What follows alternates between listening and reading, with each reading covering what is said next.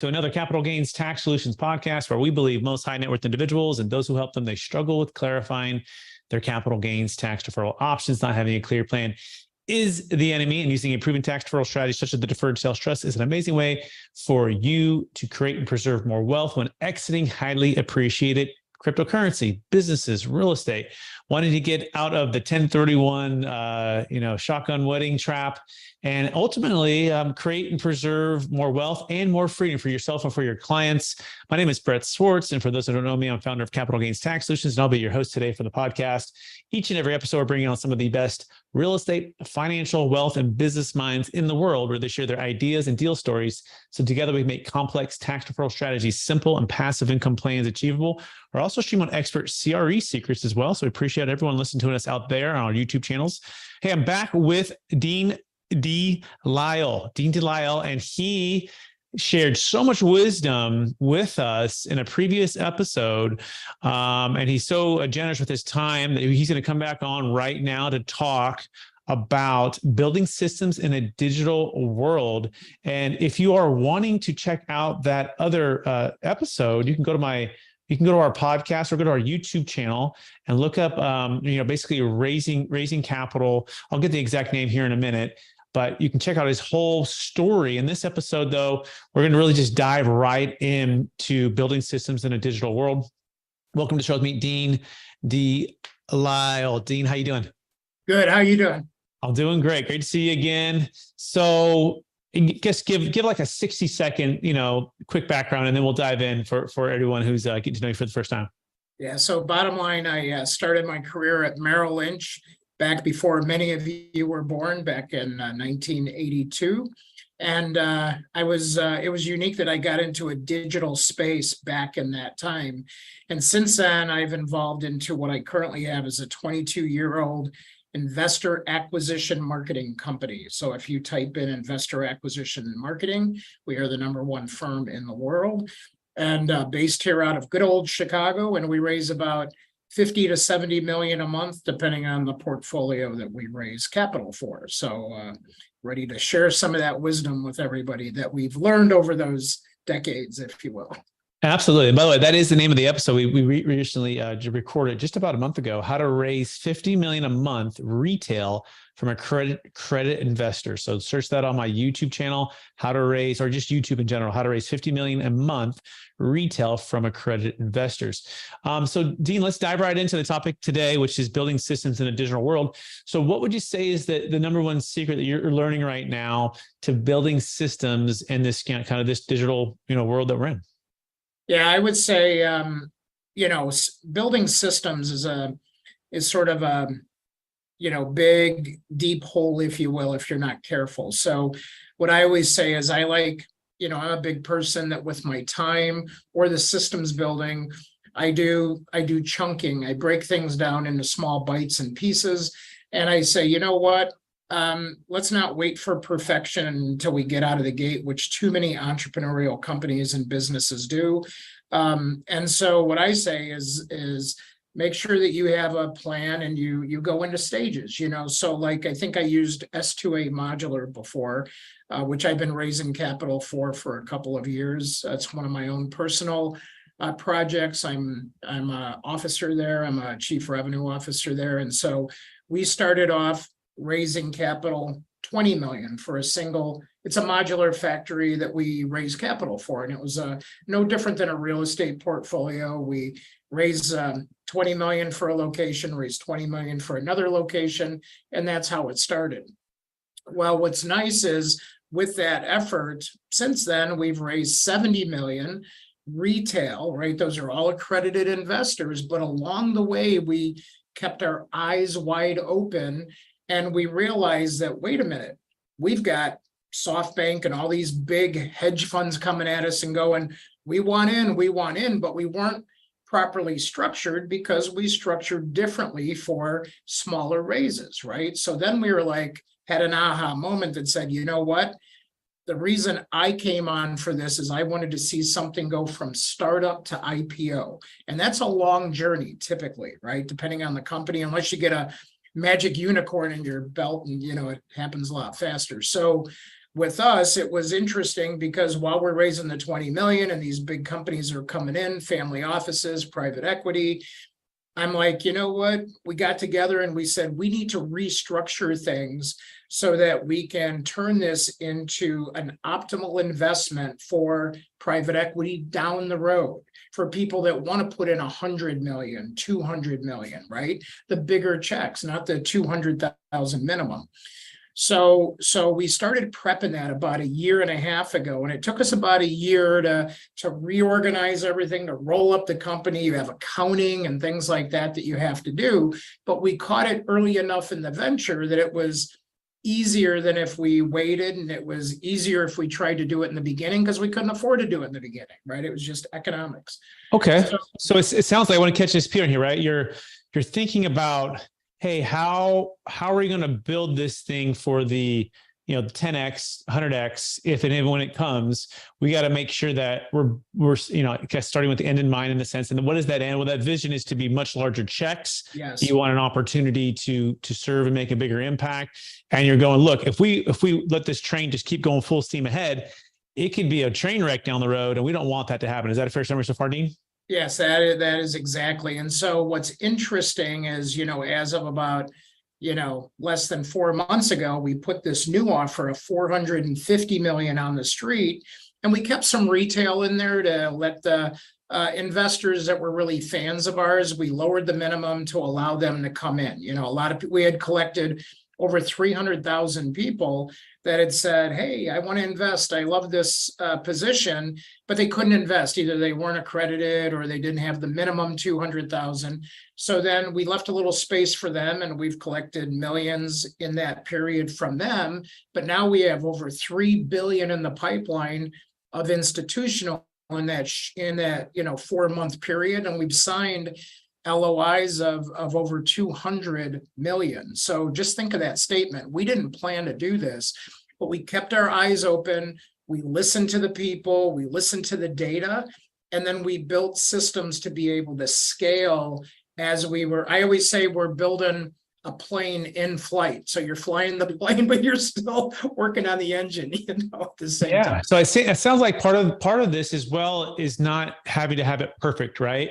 It's having death by perfection is one of the biggest sins in business. So not having to be perfect. I mean, in other words, have a vision, have an instinct to take action, have a plan. Let's say don't need planning, right? For every hour of planning, you can save 10 hours of work, right? So make sure you have the plan, make sure you have the vision, but then take action, realizing that it's not going to be perfect. There's going to be some things that are going to come up, but that's part of building out the system. Is that a fair summary so far, Dene? That's very fair. Now, we did start with a plan, a plan and a structure. We talked about that last time.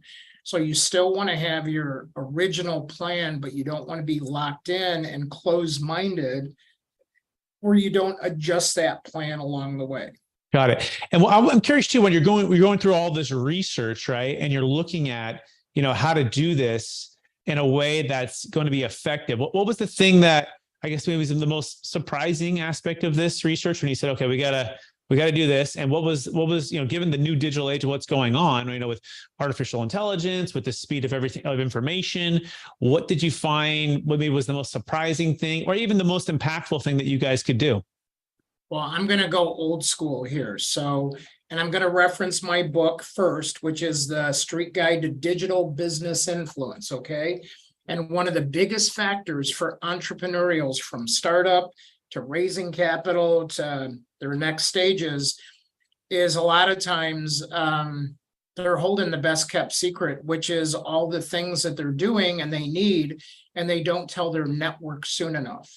So what we did is we went out and we got, it's like Elon Musk when he built SpaceX. He never flew a rocket to the moon or anything, right? He never built a rocket before, but he hired the best of the best from NASA and everywhere else to do that. Well, we did the same thing in the modular company. We had people like myself that had done IPOs. We had entrepreneurial people, and then we had modular construction people that had built tens of thousands of modular homes, more than I had ever seen in my lifetime.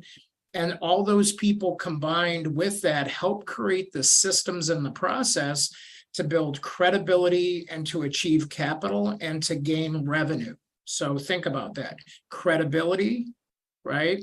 Achieve capital, right? Acquire capital, and then to achieve revenue. Those three things right there go hand in hand. And if you can create systems that you agree to not only manage and monitor, but to continuously improve, then you're headed in the right direction ongoing.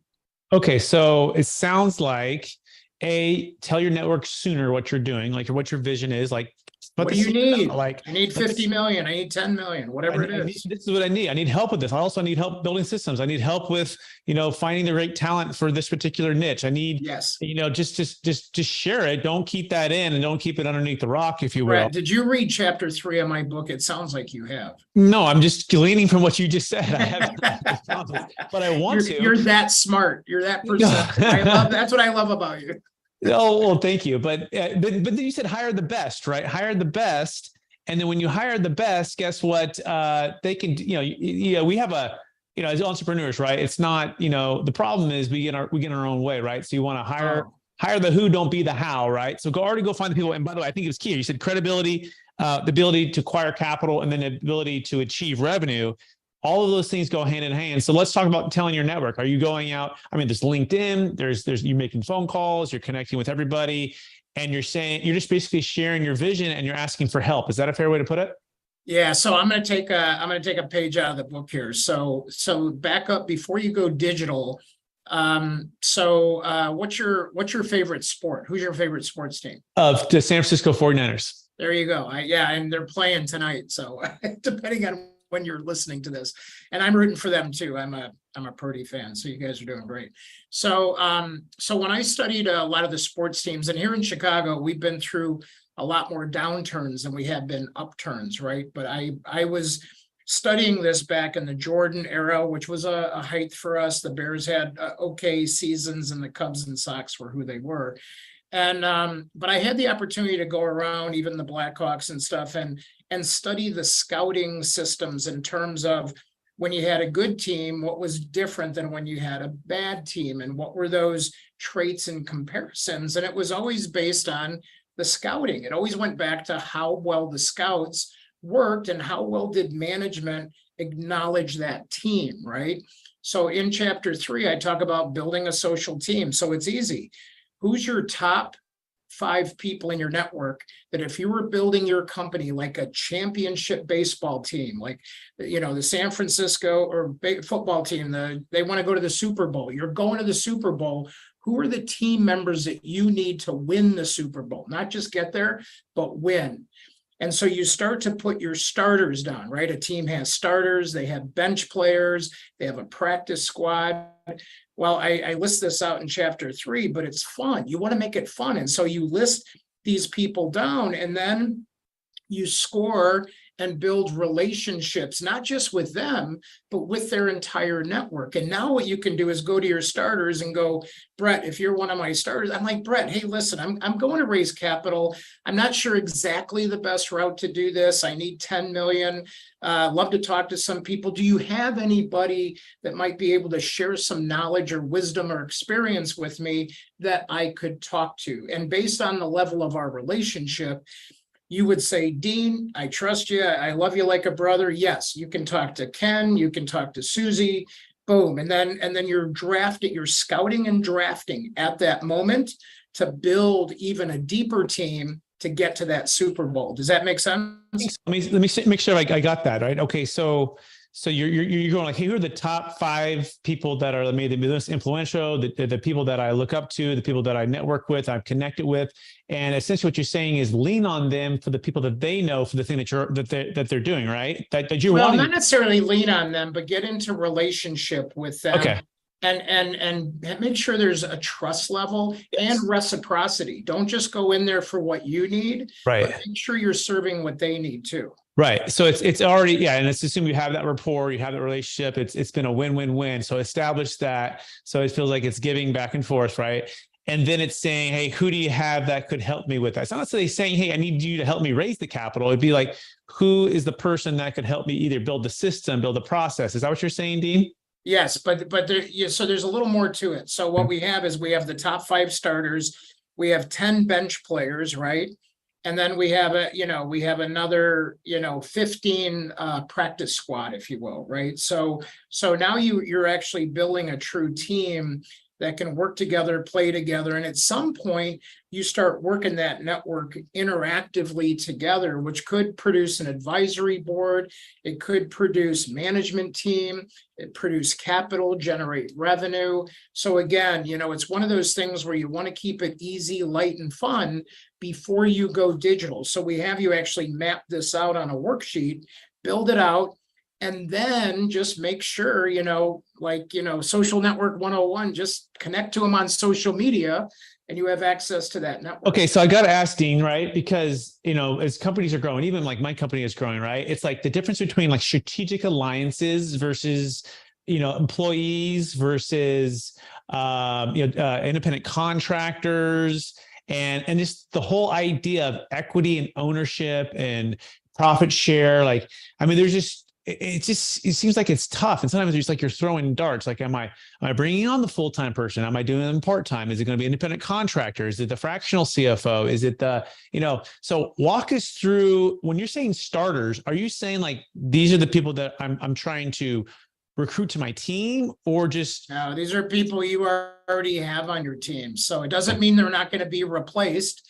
You're not going to swap out draft picks, right? What happens when your quarterback's not, what happened to you guys when your quarterback wasn't producing, right? All of a sudden, Purdy went from not the bench, he went to a starter, right? So think about that. So it's the same thing. It doesn't mean that team that you have down is who you're starting. You're just starting with that. And then you're going to play with it. You're going to say, if it can't help you get to the Super Bowl and you have this dotted line of what it's going to take, and maybe that team helps you build the plan and the dotted line to go from startup to growth stage to IPO, right? So maybe one of those team members has to have that previous experience, and you have a relationship where they're willing to guide you and help you. And maybe there's professional fees involved. You have to decide your budget and what that looks like. But I've built many companies without that. I've offered equity to people. I've offered to include them when we do raise capital, that they can be hired or they can be part of that team. But sometimes if there's a relationship and there's a genuine feeling to help each other out, which there should be on that team, that's the teams that have won Super Bowls. If you go back in history, you look at the Joe Montanas and everything else, you look at those teams had a synergy and trust amongst each other like none other. And those are the teams that actually win, not the ones with the most talent, right? We've seen this. The ones with the most talent don't always win. What happened to the Buffalo Bills last year, So you start to see that and you're like, wow, it isn't all about that. We have to put our egos aside, really be all in together, row in the same direction to arrive at that championship. And so, by the way, I watched an interview with Tom Brady yesterday where he was being interviewed, and he talked about part of his leadership. I don't know if you saw this one yet. And he talked about the single best way he defines leadership and the ability. And the person said, like, you're so high achieving, you weren't easy on your teammates, but they all loved you. What was it? And he goes, I generally cared for them, right? And I met them where they were at. And he goes, we, like you were saying, it was the care, and then it was the consistency, right? But it was personal one-on-one that he would that's just who he was. He just generally cared for the people, and no matter where they were at, where they were from, whatever, he had ability. And he also would say there were times when people were so talented that he'd be a team member with, and he'd say, you know what? And the person's not buying into the like say the Patriots way, for example.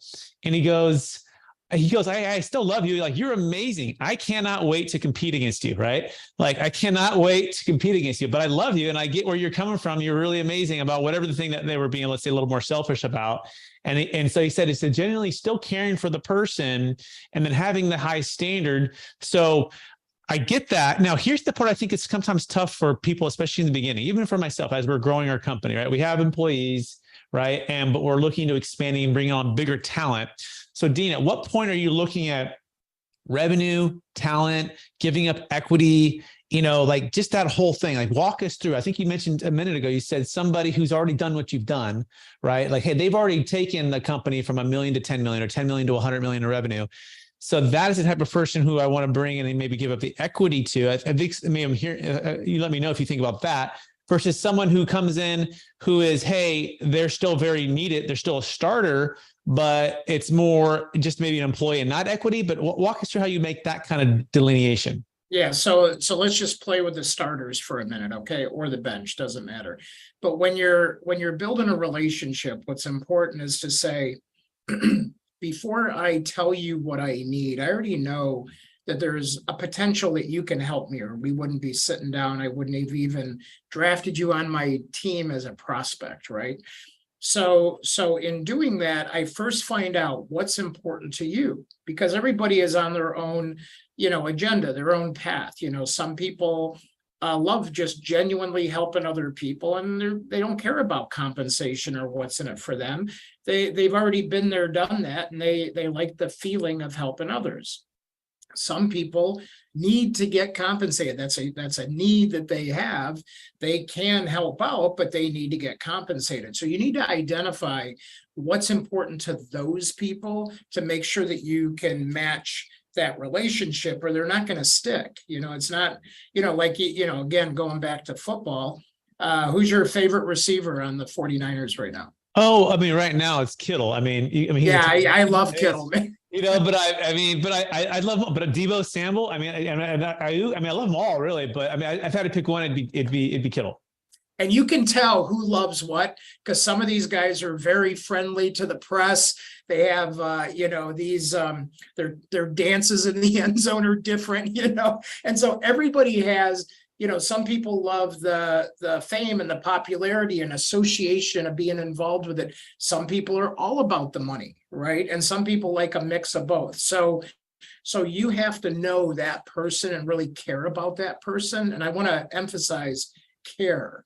This isn't a collection of bodies or followers or connections. These are relationships that you're going to not just cherish through this journey, but potentially through the end of your time on this planet, right? These are relationships that give a eulogy at your funeral. I mean? No one cares how much you pay them if you don't care, right? It's like that kind of what you need to pay. It's going to be compensated. And so, okay, so it's identifying truly what is important to them, not assuming you know it, sitting down and having an honest conversation, saying, hey, look, I feel like our values align. We're connected here. I see the talent you have. I see that I have, before you say your need, you're figuring out what's important to them, right? And then maybe you're going to tell this, then it's maybe saying, how do we weave the need and what's important to them and make those things come together?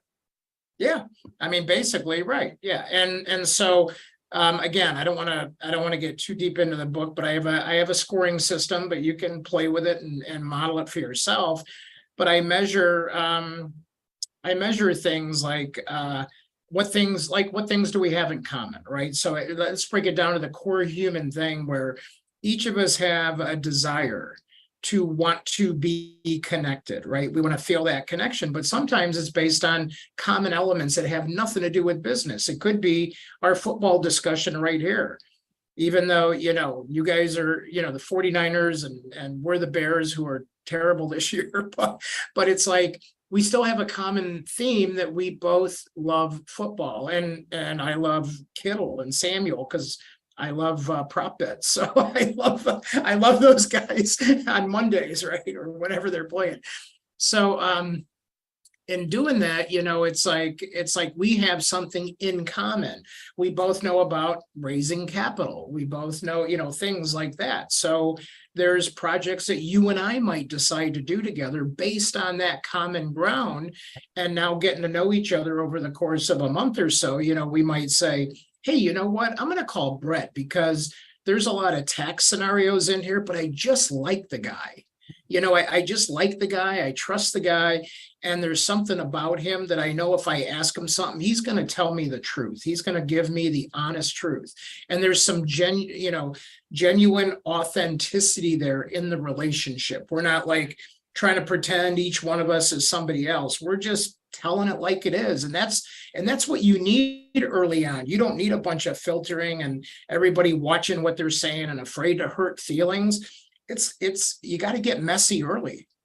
Yeah, it makes perfect sense. And it's intuitive as you're saying it, but I don't think it's necessarily naturally intuitive as you're in it, because you've maybe never done it before, right? You've never actually brought in that big hire or hired that thing or given up the equity, and so you're kind of you don't want to set yourself up for maybe giving too much away, but you also want to be generous with the person, and so.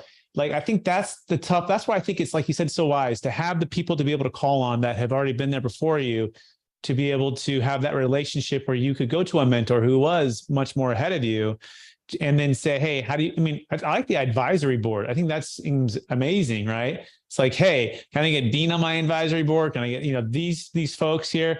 What would be an attractive way to, I guess it's more natural, right? I mean, hey, you want to be my advisory board? Like, I think you'd help me out a lot. Like, I want to help you out, but walk me through that, Dean. Like, how do you say that without, I guess you would just know that it's comfortable to ask because you've already built that relationship. Maybe it's not quite much a science. I'm going to coach you through this. Okay. So the deal here is, let's pretend you have, maybe you don't have all 40 names on your draft card in front of you, but you have, 10, right?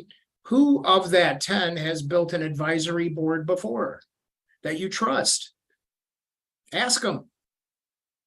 Say, hey, I'm building an advisory board. How do you think I should structure it? And they'll know, and sometimes you want some alignment there too. You don't want somebody that's only done public companies, because that's going to be out of scope, out of reach. You want somebody that maybe is a little more entrepreneurial like you, or started there and became something where you're looking to get to, right? But again, don't be afraid to admit you don't know and to ask and learn, right? That's called a growth mindset, right? A beginner's mindset. You need to have that every step of the way. I guarantee you, I've got a few years on you and I've never stopped in that beginner's mindset. You can never stop learning. Mm-hmm. Very well said. Oh my gosh. Dean, you've delivered again, as always. Forwardprogress.net, everyone, by the way, forwardprogress.net. And that's Forward progress, like in football. They say it about 20 times a weekend for me. So. Yeah, forwardprogress.net. And if you go there, you can figure out all the ways to raise capital, and Dean can help you raise capital for your next opportunity. Dean, that being said, are you ready for the lightning round? Yeah, let's go. Okay, cool. So top AI tool that you're using right now. Well, you'll love it because it's free, right? So I use Bard, B-A-R-D, and it goes right into Chrome. It's a Google tool, and it works with data. Yesterday, it was funny because my director of investor relations, she's like, I need a script for this investor thing that we're doing. I go, let's ask Bard. And so we typed it in and it produced like 7 different versions of scripts for us, you know what I mean? So, and then I needed a data analytics on the market trend, accredited investors, and some other things. And I pumped in and put some data together, and it was able to spit out an algorithm that I wanted to use to find more data, right? Fantastic. And by the way, the little sneak peek, Dean's going to come back and we're going to talk about raising capital using artificial intelligence to be into the future here. In fact, he might even speak on it on December the 15th. I want to invite everyone right now who's listening to this to the one-day Capital Gains Tax Solutions Deal and Tax Flow Summit. It's actually the first annual. We're going to have amazing speakers, probably at least about 10. You need to go to capitalgainstaxsolutions.com to learn more about that, to register, to be a part of that, to be even able to ask questions of Dean and myself and other speakers throughout the day. It's Friday, December 15th. Write it down, bookmark it, because we're going to be talking about all things investing, systems, leadership, artificial intelligence. It's going to be amazing. Dean, second question. Any new books that you're reading that you're just like, man, I wish I would have read that earlier? Well, there's this one on building capital gains and exit planning, which I think I just started it, but it seems like some that most of the people that are listening should probably read because it's easy to digest. There's simple takeaways in there, and it helps you not only see what you're doing now, but to make sure you plan properly when you go to exit that business or sell that business. Thank you so much. And for those who don't know, that's it's so kind. It's called Building a Capital Gains Tax Exit Plan. There it is. It's on Amazon. You can check that out, Amazon, or go to capitalgainstaxsolutions.com. And you can tell the difference between a polished, well-educated man and a street guy, because mine is a street guide, right? And yours is a real, planner. I had the publishers. We helped them come up with a good name. That name wasn't easy to figure out either, by the way. Question number 3. So, curiosity on just what are you most curious about? I mean, the Fed a couple of days ago announced that they're going to keep rates, flat, right, at this point, but they said also that they may potentially raise them again, right? So I heard that this morning. They said raise this morning. They didn't say the word flat. So I think they're testing sentiment. I think there's always marketing and everything that we do, right? And I think the Feds are no different. They're testing to see what does this do to the markets just by teasing it out there and seeing what's going to happen. And I think they're feeling their way through it. But I think no matter what, my principle in this is create your own economy. Doesn't, it's not that it doesn't matter who's in the White House or who's this or who's that or what the Feds are doing, but you need to take personal responsibility for you and your family and just create your own economy no matter what the situation is. Real estate, always in cycles. People are either buying or renting, right? It's just a market. And right now we're in a renter's market. So inventory is low, et cetera.